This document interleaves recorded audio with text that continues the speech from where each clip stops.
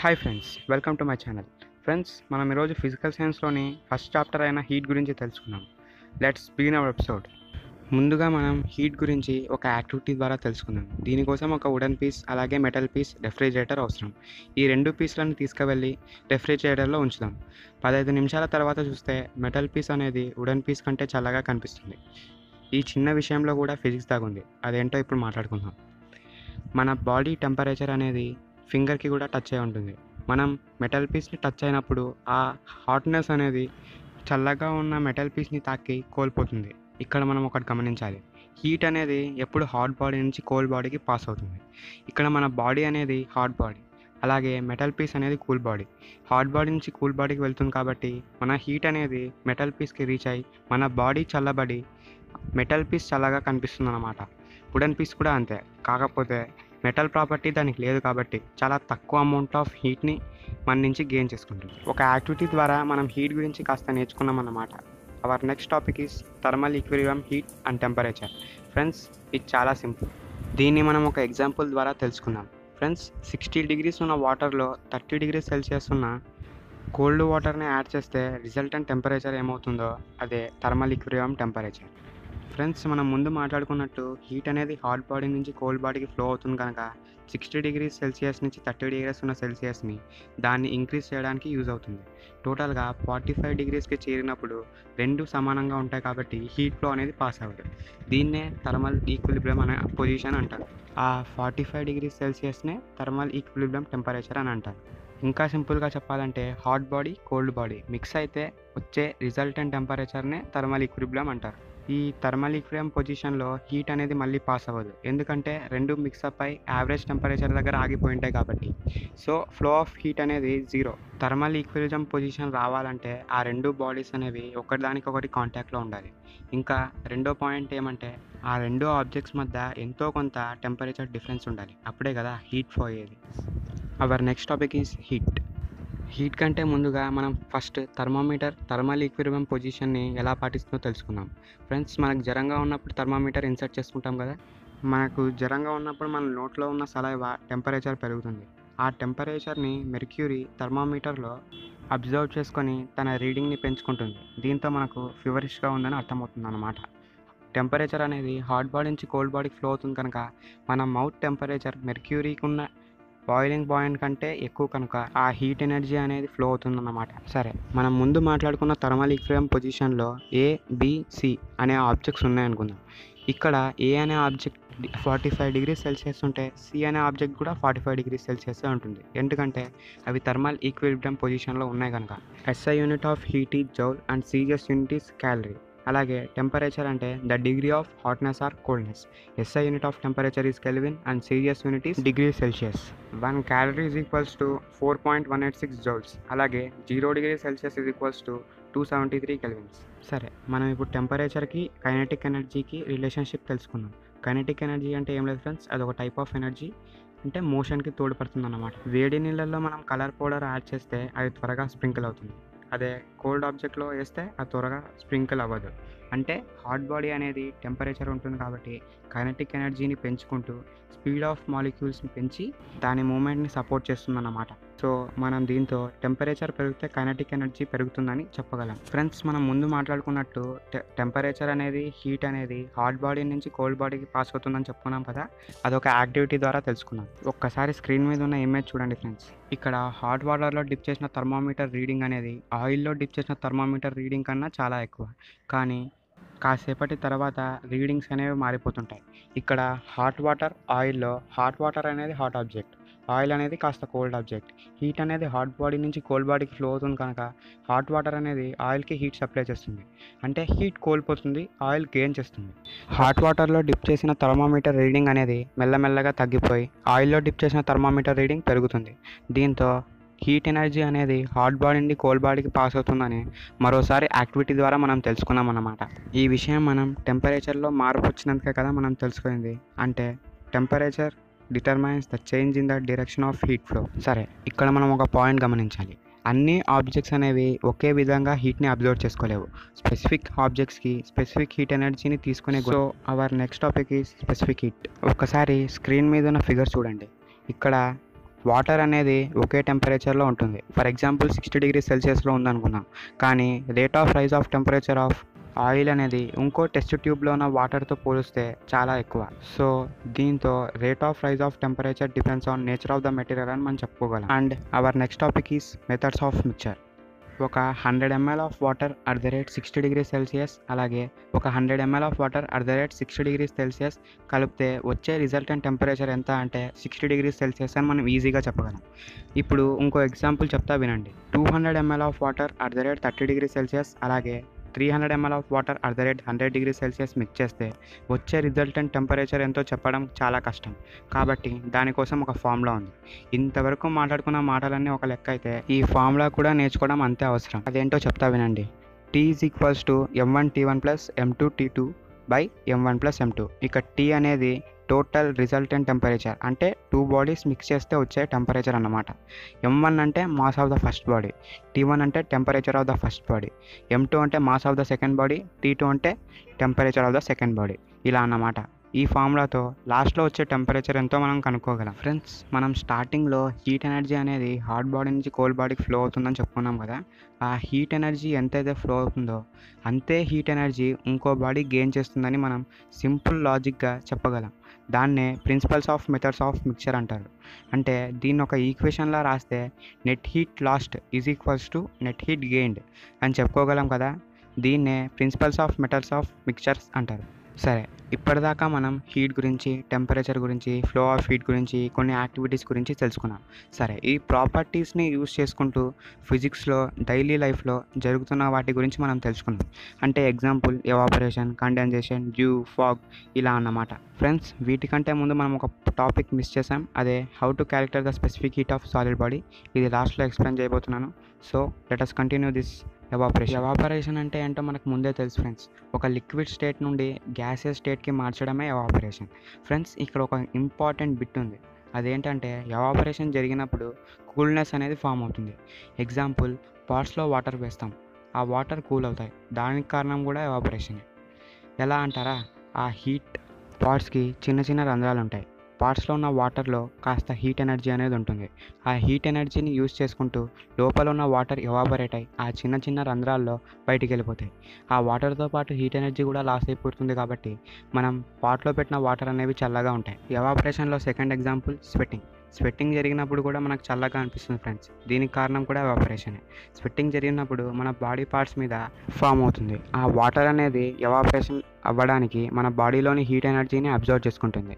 మన బాడీ నుండి వాటర్తో పాటు హీట్ ఎనర్జీ కూడా ఎమిట్ అవుతుంది కాబట్టి బయటికి వెళ్ళిపోతుంది. కాబట్టి మన బాడీ కూల్ అవుతుంది.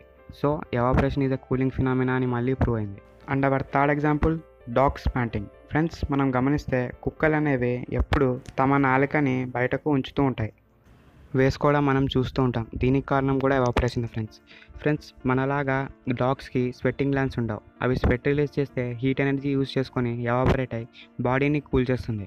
కానీ డాగ్స్లో అలా ఉండదు. అంటే డాగ్స్లో స్వెట్ గ్లాండ్స్ ఉండవు, అలాగే వాటర్ రిలీజ్ అవ్వవు. ఒకవేళ వాటర్ రిలీజ్ అయితే మన బాడీలోని హీట్ ఎనర్జీ మొత్తం లాగేసుకొని ఎవాపరేట్ అయ్యి మనల్ని కూల్ చేస్తుంది.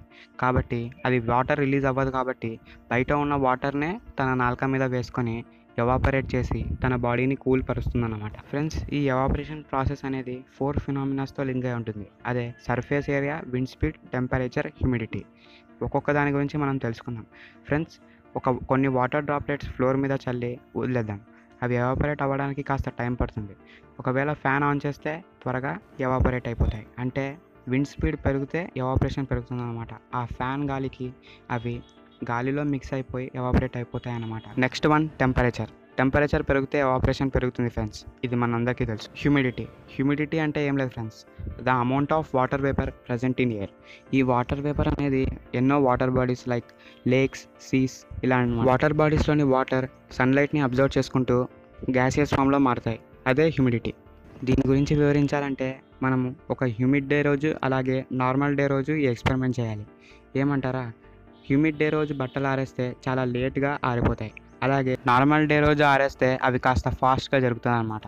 అంటే evaporation is inversely proportional to humidity present in air. చెప్పగలం కదా friends. And lastly surface area పెరిగితే ఎవాపరేషన్ పెరుగుతుంది. Example tea and saucer. మనం టీ వేడిగా ఉంటే సాసర్లో పోసుకుంటూ సిప్ చేసుకుంటూ తాగుతుంటాం కదా, అది అంతే. ఎవాపరేషన్ ఫాస్ట్గా జరిగి తొందరగా కూల్నెస్ని గెయిన్ చేసుకుంటూ టీ అనేది చల్లబడుతుంది. తర్వాత మనకు ఉన్నది కాండెన్సేషన్. దీంట్లో sub topics due and fog. ఒక్కొక్క దాని గురించి మనం ఇప్పుడు తెలుసుకుందాం. ఈ కాండెన్సేషన్ అనేది ఎవాపరేషన్కి రివర్స్ ప్రాసెస్, అంటే గ్యాసెస్ స్టేట్ నుండి లిక్విడ్ స్టేట్కి మారడం అన్నమాట. దీని sub topics humidity, due, fog అని చెప్పుకున్నాం కదా. హ్యూమిడిటీ అంటే మనం ముందే తెలుసుకున్నాం. ఈ వాటర్ వేపర్ ఎయిర్లో ఉన్నది డ్యూగా ఫాగ్గా మారుతుంది. అది అలాగా మనం తెలుసుకున్నాం. ఈ డ్యూ, ఫాగ్ అనేవి లో టెంపరేచర్ అంటే అర్లింగ్ మార్నింగ్ అలాంటి టైమ్స్లో జరుగుతుందన్నమాట. అలాంటి లో టెంపరేచర్లో ఈ వాటర్ వేపర్ అనేది వాటర్ డ్రాప్లెట్స్గా మారుతాయి. మనం కండెన్సేషన్ ప్రాసెస్లో ఇదే చెప్పుకున్నాం కదా. ఈ వాటర్ డ్రాప్లెట్స్ అనేవి ఎక్కడ ఫామ్ అవ్వాలో తెలియక విండో ప్యానెల్స్ మీద, ఫ్లవర్స్ మీద అలా ఏర్పడుతుంటాయి అన్నమాట. దీన్నే డ్యూ అంటారు. ఫాగ్ అంటే అవి ఎక్కడ ఫామ్ అవ్వాలో తెలియక చిన్న చిన్న డస్ట్ పార్టికల్స్ మీద ఎయిర్లోనే ఫామ్ అవుతాయి. దీన్నే ఫాగ్ అంటారు. డ్యూకి ఫాగ్కి మెయిన్ డిఫరెన్స్, డ్యూ అనేది విండో ప్యానెల్స్ మీద, ఫ్లవర్స్ మీద ఫామ్ అయితే ఫాగ్ అనేది డస్ట్ పార్టికల్స్ మీద ఫామ్ అవుతుందన్నమాట. రెండిటితో కంపేర్ చేస్తే ఫాగ్కే కాస్త లో టెంపరేచర్ అవసరం. డ్యూకి దాంతో పోలిస్తే కాస్త ఎక్కువ టెంపరేచర్ ఉన్నా పర్లేదు. Our next topic is boiling. బాయిలింగ్లో ఉన్న సబ్ టాపిక్స్ వచ్చేసి లేటెంట్ హీట్, అంటే లేటెంట్ హీట్ ఆఫ్ ఫ్యూజన్, అలాగే లేటెంట్ హీట్ ఆఫ్ వేపరైజేషన్. వీటి గురించి మనం తెలుసుకుందాం. బాయిలింగ్ అంటే ఏం లేదు ఫ్రెండ్స్, సేమ్ ఎవాపరేషన్ లాగానే at fixed temperature. Boiling point of water తీసుకుంటే 100 degree Celsius or 373 kelvins. Friends, ఒక్కొక్క బాడీకి ఒక్కొక్క బాయిలింగ్ పాయింట్ ఉంటుంది. మనం ఎక్కువగా వాటర్ గురించి చెప్పుకుంటుంటాం. అండ్ అలాగని అన్ని సబ్స్టాన్సెస్కి బాయిలింగ్ పాయింట్ 100 డిగ్రీ సెల్సియస్ ఉంటుందని కాదు. Next topic latent heat. Latent heat అంటే ఏం లేదు ఫ్రెండ్స్, ఒక స్టేట్ నుండి ఒక ఆబ్జెక్ట్ ఇంకో స్టేట్కి చేంజ్ అవ్వడానికి ఎంత అమౌంట్ ఆఫ్ హీట్ ఎనర్జీ అయితే రిక్వైర్ అవుతుందో దాన్నే లేటెంట్ హీట్ అంటారు. Latent heat of fusion, latent heat of vaporisation అంటే, first latent heat of vaporisation గురించి మాట్లాడుకుందాం. లేటెంట్ హీట్ ఆఫ్ వేపరైజేషన్ అంటే ఒక లిక్విడ్ స్టేట్ నుండి గ్యాసెస్ స్టేట్కి మారడానికి ఎంత అమౌంట్ ఆఫ్ హీట్ ఎనర్జీ అయితే రిక్వైర్ అవుతుందో దాన్నే లేటెంట్ హీట్ ఆఫ్ వేపరైజేషన్ అంటారు. 540 క్యాలరీ పర్ గ్రామ్. అలాగే లేటెంట్ హీట్ ఆఫ్ ఫ్యూజన్ అంటే ఎంత అమౌంట్ ఆఫ్ హీట్ ఎనర్జీ ఒక ఐస్ అంటే ఒక సాలిడ్ స్టేట్ నుండి లిక్విడ్ స్టేట్కి మారడానికి యూజ్ అవుతుందో దాన్ని లేటెంట్ హీట్ ఆఫ్ ఫ్యూజన్ అంటారు. 80 calorie per gram. For water, the heat energy required to state a substance from one state to another state is called latent heat. Latent హీట్కి formula వచ్చేసి Q/M. ఎనర్జీకి joule, అలాగే mass అంటే KG కాబట్టి joule per KG, అలాగే సీజియస్ unit వచ్చేసి calorie per gram, ఇలా అన్నమాట. మనకు టెక్స్ట్ బుక్లో నెక్స్ట్ ఉన్న టాపిక్ మెల్టింగ్. మెల్టింగ్ అంటే సింపుల్గా ఐస్ మెల్ట్ అవుతుందని వింటుంటాం కదా, అలాగే ఒక సాలిడ్ బాడీ లిక్విడ్ ఫామ్గా మారడమే మెల్టింగ్.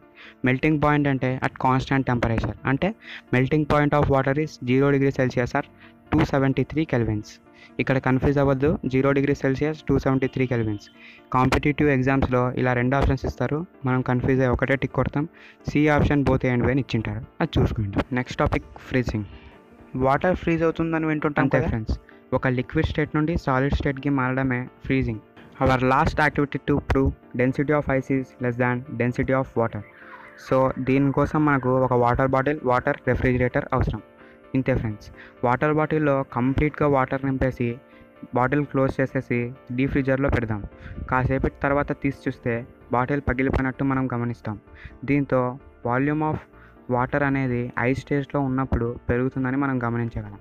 ఇక్కడ volume of ice is greater than volume of water, కానీ డెన్సిటీ, వాల్యూమ్ అనేవి ఇన్వర్స్లీ ప్రపోర్షనల్ కనుక density of ice is less than density of water అని మనం చెప్పుకోగలం. ఒకవేళ ఇన్ టర్మ్స్ ఆఫ్ వాల్యూమ్ రాయండి అంటే volume of ice is greater than volume of water అని రాయాలి. సరే, మనం ఇందాక వదిలేసిన స్పెసిఫిక్ హీట్ కనుక్కునే విధానం గురించి, అలాగే కంప్లీట్గా స్పెసిఫిక్ హీట్ గురించి మనం ఇప్పుడు తెలుసుకుందాం. ఇంతవరకు మాట్లాడుకున్నవన్నీ ఒక లెక్క అయితే ఇదొక లెక్క, కాబట్టి చాలా జాగ్రత్తగా వినండి. మనం ఒక బీకర్లో 250 ml ఆఫ్ వాటర్, మరో బీకర్లో 1 లీటర్ వాటర్ తీసుకుందాం.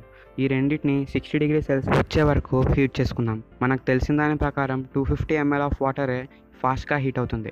అంటే ఇప్పుడు మాస్ పెరుగుతున్న కొద్దీ టైం పెరుగుతుంది, అలాగే హీట్ ఎనర్జీ రిక్వైర్మెంట్ కూడా పెరుగుతుంది. కాబట్టి Q అంటే heat energy is directly proportional to both mass and change in temperature అని మనం చెప్పగలమా? So Q is directly proportional to M delta T.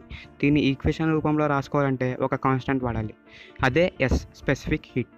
Q Q is equals to M delta T S or MS delta T. దీంతో S is equals to Q by M delta T అని రాసుకోగలం కదా friends. Specific heat అంటే ఏం లేదు friends, దీని definition కూడా ఉంది, అదేంటో చెప్తాను వినండి. ఒక యూనిట్ మాస్ సబ్స్టాన్స్ని 1 డిగ్రీ సెల్సియస్కి పెంచాలంటే మనకి ఎంత amount of heat energy require అవుతుందో అదే స్పెసిఫిక్ హీట్.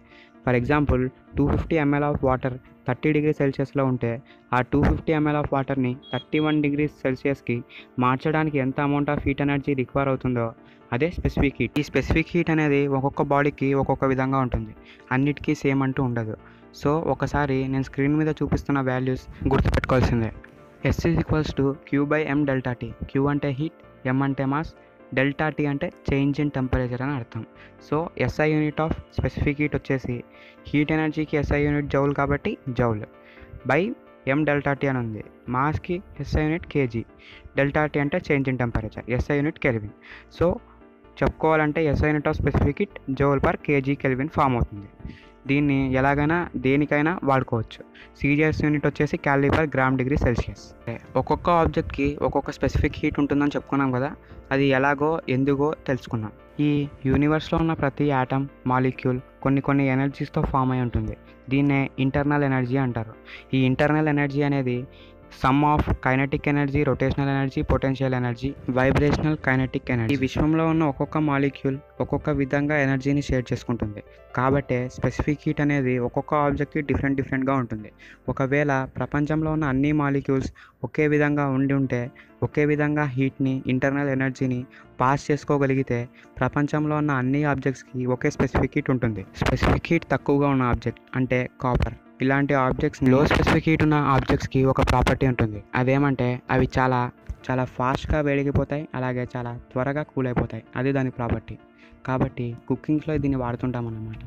ఏమైనా కుక్ చేసుకునేటప్పుడు చాలా ఫాస్ట్గా ప్యానల్ హీట్ అయితే మనకి ఎంతో టైం గ్యాస్ సేవ్ అవుతుంది, ఫాస్ట్గా ప్యానల్ కూల్ అయిపోతుంది అన్నమాట. స్పెసిఫిక్ హీట్ ఉన్న వాటర్ లాంటి సబ్స్టాన్సెస్ గురించి తెలుసుకుందాం. ఇలాంటి సబ్స్టాన్సెస్ చాలా లేట్గా హీట్ లేదా కూల్ అవుతూ ఉంటాయి, కానీ ఇవి చాలా సేపటి వరకు ఆ హీట్నెస్ లేదా కూల్నెస్ని స్టోర్ చేసుకోగలం. Applications of specific heat in our daily life. ప్రతిరోజు సూర్యుడు ఎంతో అమౌంట్ ఆఫ్ హీట్ ఎనర్జీని వాటర్లో పంపిస్తూ ఉంటాడు. ఈ వాటర్ బాడీస్ అనేవి హీట్ ఎనర్జీని అబ్జర్వ్ చేసుకుంటూ ఎక్కువసేపటి వరకు మనం ముందు మాట్లాడుకున్నట్టు రిటర్న్ చేస్తాయి.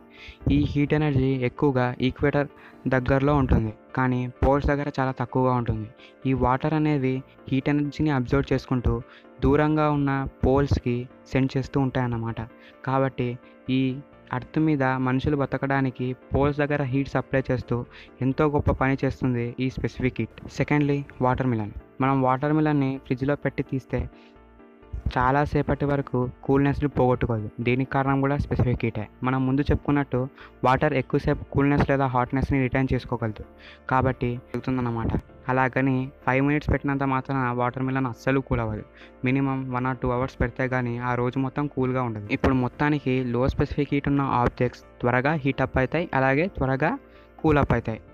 అలాగే హై స్పెసిఫిక్ హీట్ ఉన్న ఆబ్జెక్ట్స్ లేట్ అయి హాట్ లేదా కూల్ అయినా అవి ఎక్కువసేపు రిటర్న్ అవుతాయి అన్నమాట. And hour third example is samosa. ఈ సమోసాలో 2 రకాలు ఉంటాయి. ఒకటి టాప్ లేయర్, అలాగే లోపల ఉన్న క్యాబేజ్, వెజిటేబుల్స్ ఇలా అన్నమాట. పైన ఉన్న టాప్ లేయర్ మనం గమనిస్తే అప్పుడప్పుడు చల్లగా ఉంటుంది, కానీ లోపల ఉన్న వెజిటేబుల్స్, క్యాబేజ్ అలాగే వేడిగా ఉంటాయి. దీనికి కారణం కూడా ఫిజిక్స్లోని స్పెసిఫిక్ హీటే. పైన ఉన్న లేయర్ అనేది లో స్పెసిఫిక్ హీట్తో చేయబడి ఉంటుంది. అవి కాస్త ఫాస్ట్గా వేడెక్కి అలాగే ఫాస్ట్గా ఆ హీట్ ఎనర్జీని లాస్ అయిపోతుంది. కానీ లోపల ఉన్న క్యాబేజ్, ఆ మెటీరియల్ మొత్తం హై స్పెసిఫిక్ హీట్తో కూడింది. అవి వేడవ్వడానికి కాస్త టైం ఎక్కువైనా వేడిగా ఉండడానికి కూడా చాలా టైం ఉంటుందన్నమాట. సరే, స్పెసిఫిక్ హీట్ గురించి మనం కాస్త నేర్చుకున్నాం కదా. ఇప్పుడు స్పెసిఫిక్ హీట్ ఎలా కనుక్కోవాలో చూద్దాం.